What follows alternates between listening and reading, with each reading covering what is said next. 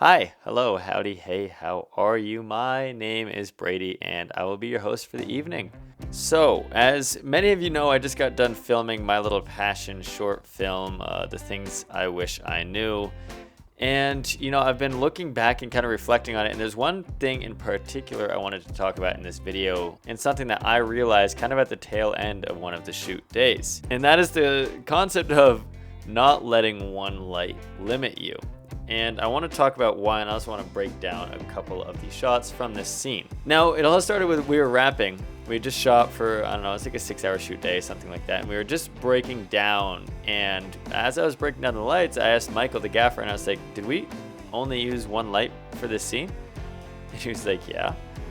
And I was like, I was so confused because it looked great. I didn't want anything else. As a DP, I didn't want anything more. I was like, this is perfect. This is great. I love it. So I was just shocked that we just got this all done with one light, and I never went into it thinking like, oh, we've only got one light to work with. This is what we got. No, it was just like we used one light. So I want to talk about that. So the first thing I'm going to talk about is this establishing wide shot where you see us pushing in on Peter, kind of sitting in his chair, getting up and walking away. Now this really sets the tone for this scene because these were kind of the first shots of the film. And I knew I wanted this sunset garage workshop kind of feeling with some sun peeking through the window. So before anything, when we got to location, we knew that we had some windows, some light spilling in. So we took some Duvetine and just covered up the door on kind of the camera side of the frame because I didn't want any front light spilling in on the scene.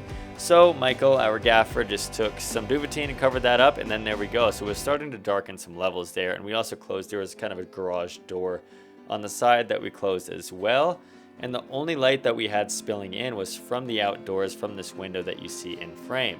So this comes to the light that we added in, and I'm gonna say the only light, and that was an Aperture 1200D. And I chose the 1200D because I knew that we were shooting midday and I still needed a hard slash of light.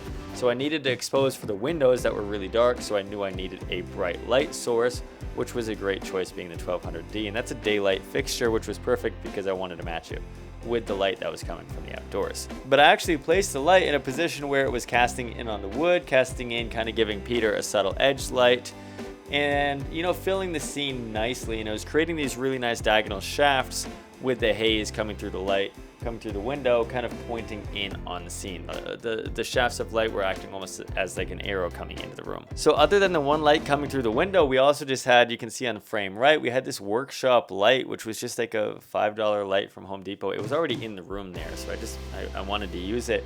And this was great to cast in a little pool of light on that picture frame that you see there, which is actually the grandfather in this scene. So it worked nice to just create this pool of light over there, and it was just existing. So I was like, why not throw in a practical? So it's not necessarily just one light and you're out the door good to go. There were a variety of things we did to shape the light, and all the shots in the scene were just key lit by this 1200D. So let's talk about the wide still. You can see that he's got this donation box right here where he actually puts in the trophy into the box. And I didn't know where I wanted to put this box, if you wanted to put it on the ground or if I wanted to like walk across the room. But Peter was in the darkness, he was in the shadows here because we are backlit by this window. So I actually used this box, since it was white, as a kind of a return bounce or a key light or a wrap, whatever we want to call it. So I placed this box in a spot where the light is coming in the window, bouncing off of it, and then just keying him a little bit on the side, which was just giving him some ambient. We got a snowstorm, and it's also me later in the future because I forgot something. One other thing that we did was where do I look? Here. One other thing we did was take a silver bead board, and also just to get a little bit more push from that 1200, we took a silver bead board. It was like a 4x2. And we just had that bounce back a little bit more onto that upstage side of Peter as well, on that frame right side. And we used silver because since we were having it far away out of frame, we needed just a little bit more push back, a little bit more return. So the silver was bright enough to give us that return on the side of his face. Okay, back to the bye. So between that and a little bit of that tungsten warm practical, we are starting to bring in some exposure on his frame right side of his face, just bringing up some of the level. So that's all that we did for this wide shot, and it looked pretty darn good if you ask me. But things did change, and of course we didn't have that much time to work with.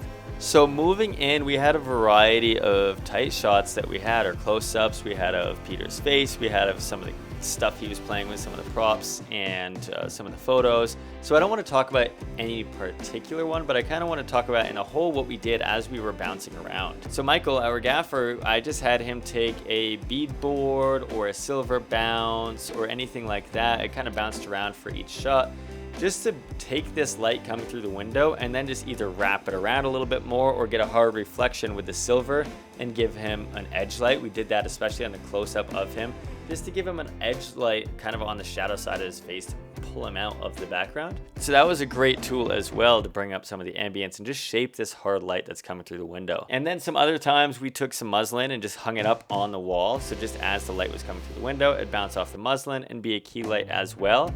So we just did a lot of on the fly bouncing and, you know, shaping the light just to give us more exposure where we needed it, or cut it out with some negative fill in places where we didn't need it. So when it comes to your shoots, when you're only shooting with one light, whether you only have room, it's a small space, or you only have the budget for one light, we shouldn't feel limited when it comes to this. All the time I'm like, oh, well, I've only got one light, I can't do anything, I'm just gonna quit before I even start. But this was proof to me, especially realizing that on the back end we only used one light. This was definitely proof that it doesn't always matter. We can still do so much stuff. And also that control of your light source is fantastic. And then from shot to shot, you can just move your light around a little bit, obviously keeping continuity, but just shape it a little bit and put it in positions where you need it. On the photo shot of when he drops the photos, we moved it a little bit just so we could get a nice slash of light across the wooden board where the photos were, just to bring some level onto that table and draw some attention to the photos. We also did stuff like using nets. Michael used a net, and nets are great for cutting out light. Not completely, it's not flagging it, but it's almost like a screen door essentially. So it's just gonna make it a little bit darker. So we used the net on part of the frame just to darken up and almost create like a natural vignette of the frame, which is also a great way to bring the viewer's eye to a particular part in the image. So all in all, to say if there was one takeaway to have of this video, it's that you should not let one light limit you. I guess it's in the title and redundant for me to say, but here I am saying it again. But I hope you like this video. I hope you like this lighting breakdown. I hope it's helpful for you or inspiring. A lot of you have been asking when this is going to be live. I'm not sure yet. I just screened it at Sam's Film Festival, which was a blast. But I'm not sure exactly where I want to put it yet and when, but I do appreciate your patience. And I'll let you know as soon as I know the answer to that question. There we go. Bada bing, bada boom. That's all. Okay. Well, I'll see you guys in the next video, and I love you, and bye.